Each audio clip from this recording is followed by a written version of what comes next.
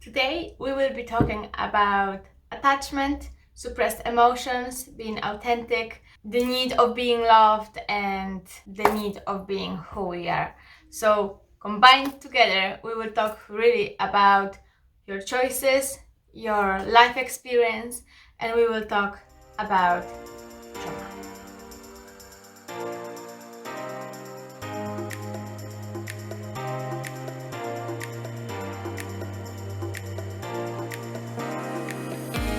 Hi everyone, it's Sylwia.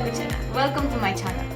So today we will be talking about emotions, feeling connected with somebody else, with yourself, the need of being loved and the need of being authentic. What's more important, and how then trauma or attachment, insecure attachment, is really impacting you, your life, your everyday choices, and how you perceive your world and yourself today. So let's talk maybe straight up, maybe start from the beginning.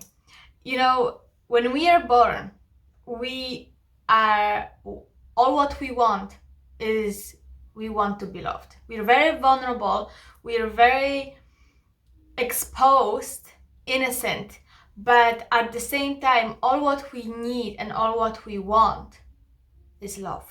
Without love, for us, it's really hard to survive.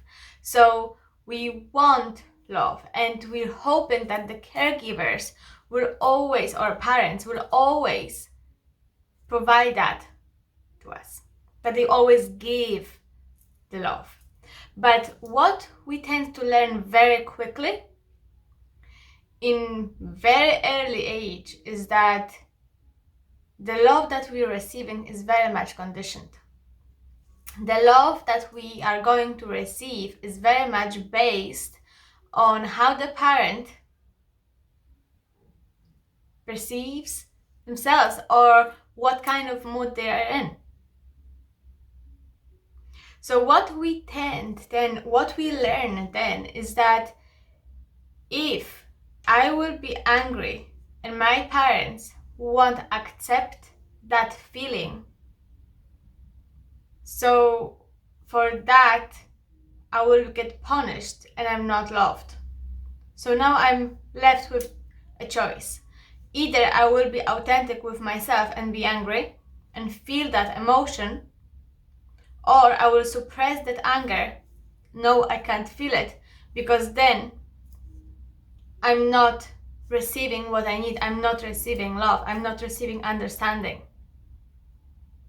So I better not be angry so I can please them, and then when I please them, when they're happy, then I will have my love. So you're really faced with will I be authentic and feel, or will I not be authentic but also receive the love? Because what I'm learning is that when I'm angry, where I'm showing emotions, and when I'm real, that's not acceptable. I can't be myself because that's not acceptable. Being myself, it's not acceptable. Being who I am, being how I feel, it's rejected. I've been punished. So really what you're learning is that what you feel, it doesn't matter. You're here to please your parents. You're here to please your caregivers. You're here to please others. And then, if you're lucky, you might actually get what you want. Then if you're lucky, you can actually might receive some love. But you have to be careful.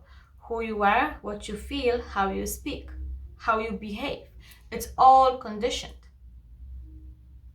So as a young child, you're really developing a framework.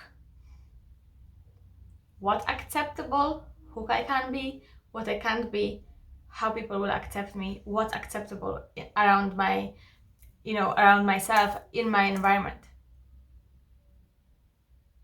And then after that, you're going to school and there are small restrictions. Sit down, you don't talk when I speak, you don't do this, you don't do that. It's all limits, it's all very much restricted. You want to have and receive praisings? Well, you have to behave as you've been told. If not, you're not good enough, you're not gonna get the praising, you're not gonna be loved, you're not gonna be seen.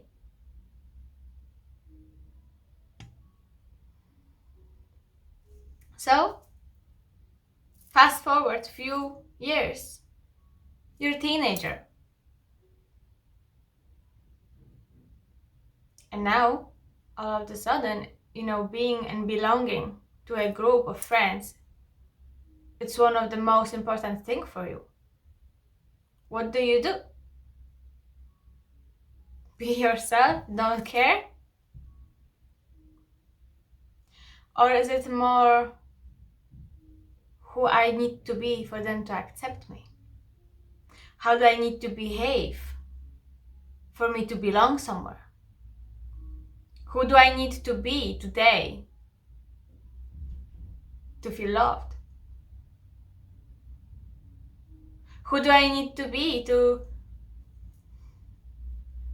have friends? How do I need to act? How do I need to dress? What do I need to like? There's no you in it. There's you missing. You just do everything that you think you need to do to survive. When you do that, when you're actually in that mentality, when you're in that, I can't be authentic, I can't be real, I need to do or be or, act certain ways, then you're in survival. You don't leave. You don't think about yourself, you don't make plans, you don't feel joy, you're all the time thinking about what other people think. You try to please others. There's very little room for yourself, for what you want, what you need, what's your opinion on something, what you value. If there is no room for that, you're in survival. You're surviving rather than living your life. Life is passing you by, and maybe you had, when you were very little, maybe then you had some dreams, but as you were growing older, you were getting further and further away from actually your own dreams, because what you have learned so far is that having dreams and be who you want to be isn't safe.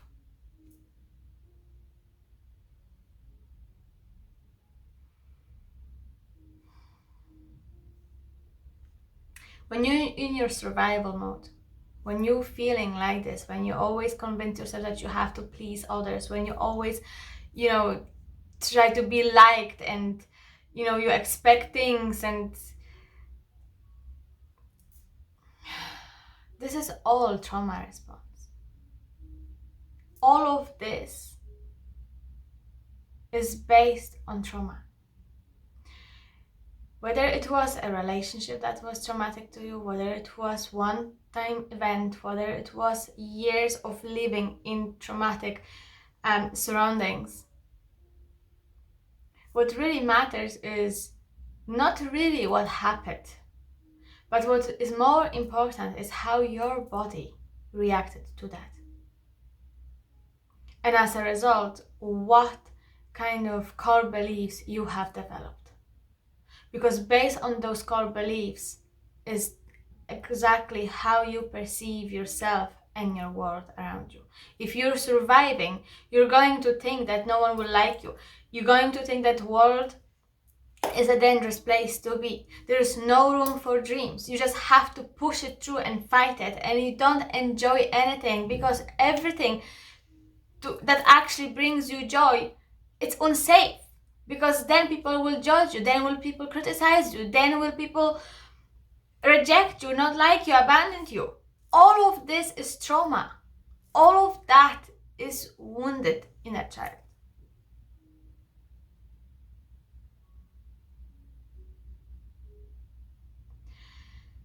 And then you're an adult and you find out that you're actually struggling forming a nice relationship, loving relationship based on trust. Maybe you go to a therapy and then you find out, oh, I actually have insecure attachment. I wonder where did I get that from? If you have insecure attachment, that is just another evidence that you have experienced trauma. Because when we are born, we born very much secure.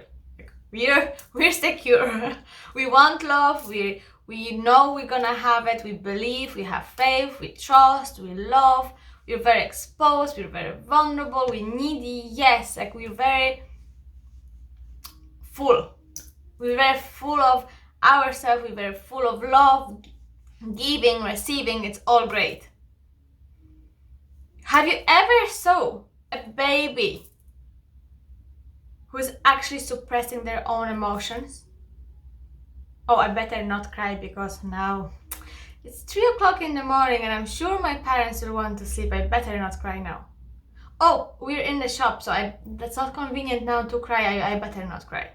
Show me a baby who actually thinks like that.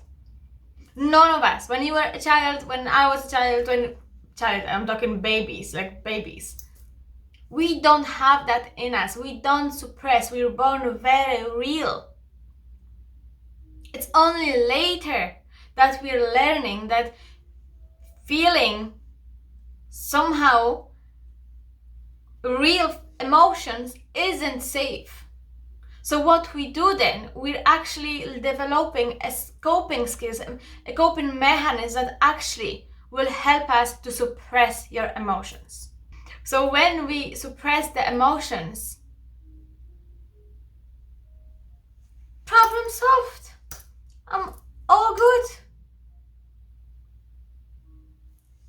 No emotions, no distress, no rejection. People love me. All good.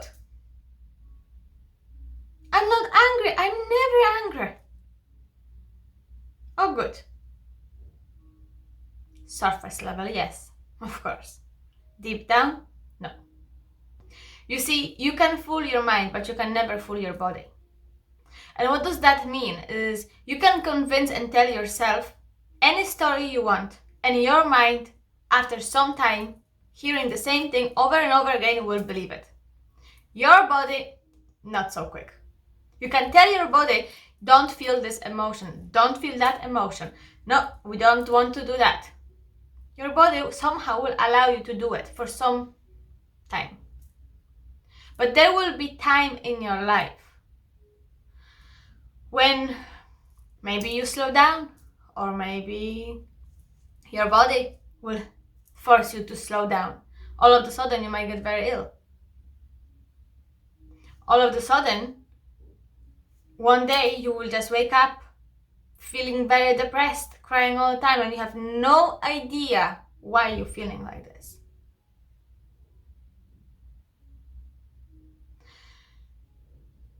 All of this is based in suppressed emotions. Ask yourself how authentic you feel. Ask yourself how real do you feel. Ask yourself, are you really allowing yourself to feel emotions? Are you real? Do you feel real?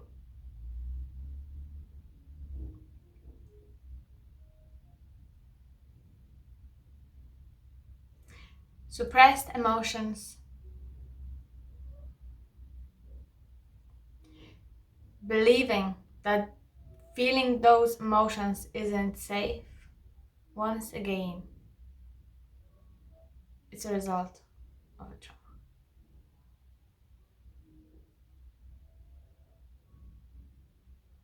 the more detached you are from yourself, the bigger the issue later. Because not only you will suffer with low self-esteem, feeling unworthy, feeling that you're always there for others but never there for yourself, feeling unlovable.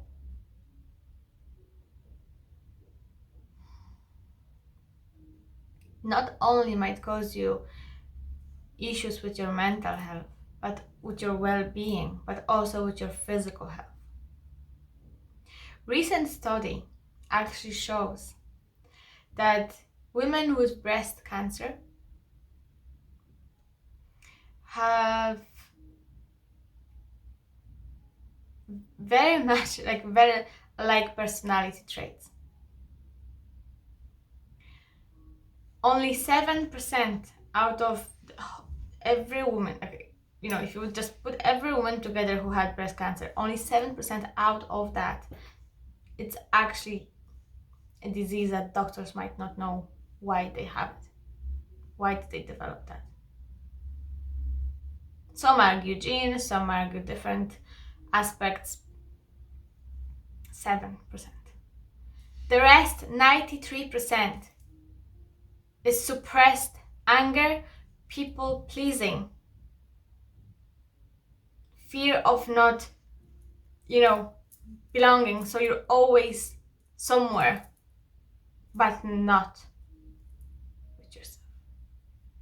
Also, unresolved trauma. So, isn't that scary? To think in a world that we live in a world where everything is so accessible, everything is so easy to get. We have everything. But when it comes to connection, human to human connection with ourselves, who we are, we're failing. We're failing.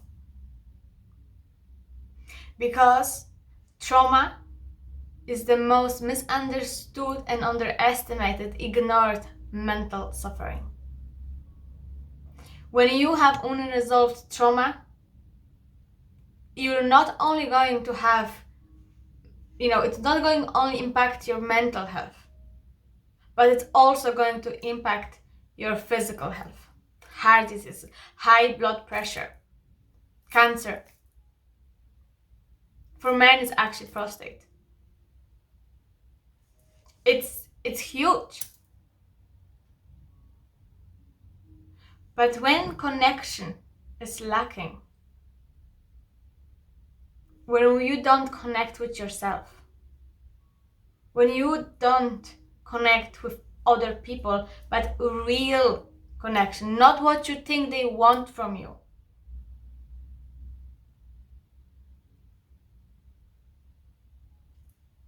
you're actually living happier, calmer, peaceful life.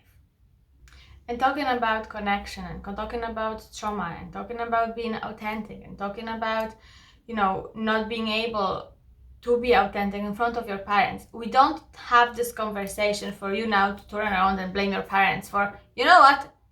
I'm actually having this because of you. You didn't love me enough. Yes, that's true. But that doesn't mean you go and blame them. Because your parents never had the same, they didn't have the awareness. So blaming someone who didn't know is pointless. It's actually useless. Won't get you anywhere. If anything, it will actually lead you to more disappointment and frustration. Because how could they change something that they didn't know? Sure, they were probably themselves trauma survivors, living in a survival mode. So they were just trying their best. This isn't about blaming. This is about healing.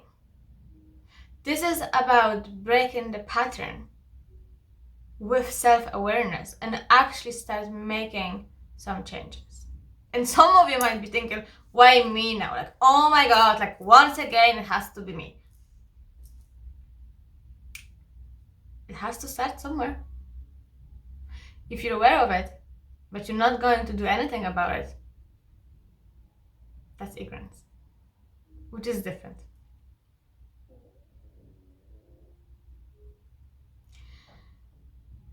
It's not coincidence that you're watching this. It's not coincidence that you're hearing this message. It's not coincidence that you are drawn to this kind of conversation. You got to trust that.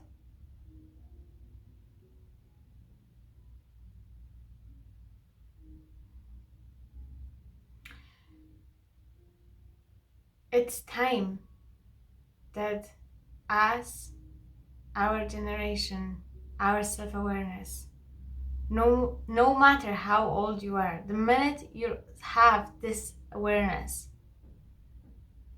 it's where you break the pattern, where you heal yourself from trauma, when you will actually allow yourself to be honest and truthful with yourself and be able to tell your own story.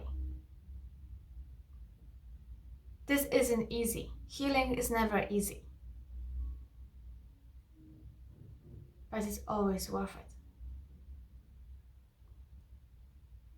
It's time that you connect with your soul. It's time you connect with yourself, who you are.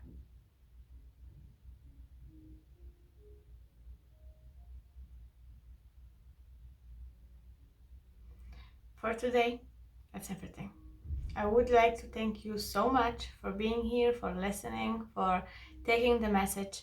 If you have any questions, please, you can comment it, or you can, contact me directly by email, and I'm sure I will reply to your emails or messages. So have a lovely day. Maybe journal about this. Maybe journal, and if you want to know the healing of it, the healing of trauma, I would recommend you a good therapist. Or maybe if you're not ready, maybe get a book on trauma. Maybe get self-help book or maybe look or search up internet on trauma or on inner child. What's work for you? Like, what kind of information do you still need to have? There's loads of resources that you can actually get either for free or paid ones. But make sure if you're going to have a therapist, its therapist is trained to do trauma work. So everyone, thank you so much again, and I will see you